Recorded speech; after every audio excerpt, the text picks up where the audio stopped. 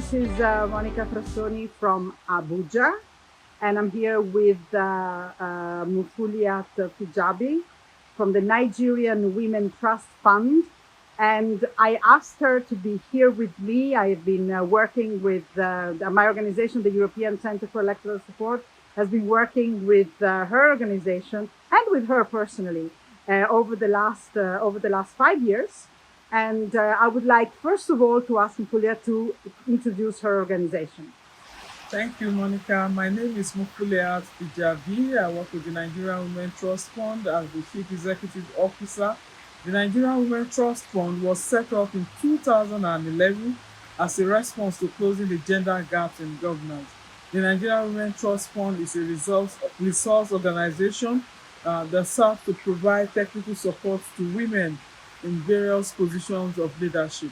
The organization is also, as a result of its mandate, positioned to support and mentor young women into leadership positions.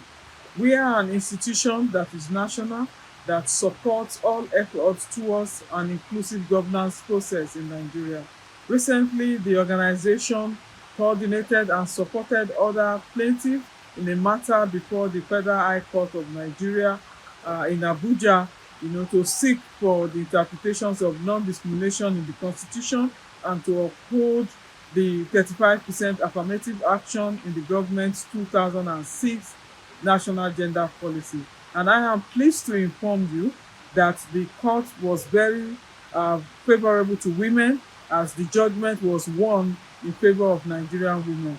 The landmark judgment happened on 6th of April 2022, and the court has declared that it is null and void for the National Gender Policy minimum of 35% affirmative action not to be upheld by the government. So there is an order now in Nigeria instructing the government, to implement the 35% affirmative action in favor of women.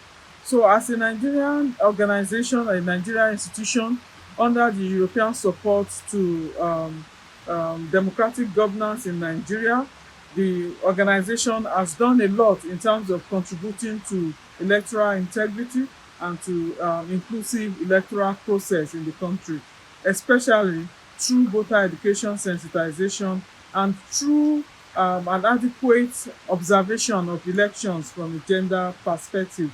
The European support to democratic governance in Nigeria is a project that has provided the relevant platform for the Nigerian Women Trust Fund to contribute its impact towards achieving an electoral process that is truly inclusive of women, and one that is founded on integrity and credibility of the elections. As an institution, we are also concerned about the actual level of participation of women in the decision-making positions, especially against the background of how women emerge as elected representatives during elections in Nigeria. For a very long time now, Nigeria has recorded a very low percentage of women who emerge after elections to represent various constituencies in Nigeria. And for us, this is of concern because a country that the democratic process is not truly inclusive is challenged, because, of course, there will be other things that will be affected. As a Women's Trust Fund, we have done a lot of advocacy, a lot of sensitization to ensure that the various barriers that limit women's participation in the political process are addressed. One of it is patriarchy. Patriarchy is still deeply rooted in the governance process, and this needs to be dismantled in order to encourage even development and to deepen the democratic process of Nigeria. In terms of finances also, this is a major barrier. A lot of women are unable to meet up with campaign funds. A lot is required to organize logistics and to be able to campaign, to market their acceptability as a candidate that is worthy of being voted for in elections. So money, finance, resources are all critical areas that affect women. And if you also look at it very closely, acceptability of female candidates is still not 100%. a lot needs to be done. So the Nigerian Women Trust Fund is doing a lot to ensure that the space is widened and that we have an equal playing field that will continue to enable the process for women's active participation in the political process of Nigeria. How do you think that it will be possible to enforce the decision of the court? Because I must say that we in Italy, we don't have that, this kind of affirmative action regulation. And how do you think that, because the government should have done it, let's say, already since quite some years, if I understand correctly, and now there is an obligation, even more so, because the acts would be illegal. So what do you think is the best way? Would it be to go, and when there are not enough women that are nominated to certain, appointed to certain places, will you challenge it? Or what is the method that you will think you will use? The standard practice is that if there's an injunction binding on the government, the normal thing is to obey the injunction. And we don't see the government not obeying, because the basis of the judgment is founded on the government's policy, a policy formulated by the government itself. So we cannot see the government challenging its own policy.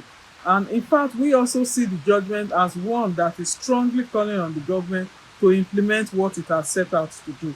So we expect that the government will comply and make real the content of that gender policy. Can you give us a little bit of context, maybe also in terms of numbers, for an audience who don't know very much how big and how important is Nigeria, to put a little bit on context the issue that concerns women in this country? Nigeria is a very big country. Our population is enormous, and almost half of the population, according to the last census, it's about 180, no? Yes. Million people. Yes, Nigeria's women are half of the population, of the country, which means that they constitute a critical mass, and are important in any decision-making processes. But unfortunately, women are absent at the decision-making process, whether as elected or appointed representative. But with this judgment, the appointive position for women has been taken care of to a great extent. What it means is that if the government has 10 positions, to be taken care of, the government will now be thinking of putting 7 or 6 men and at least 4 or 3 women. So the appointive position is something that will be impacted on as a result of this judgment. We understand that in terms of electoral, for example, issues, there are about 22 places that will they will be freed by officials in the different regions for the responsible people from Commission, and so this will be a very important test to see whether this Yes.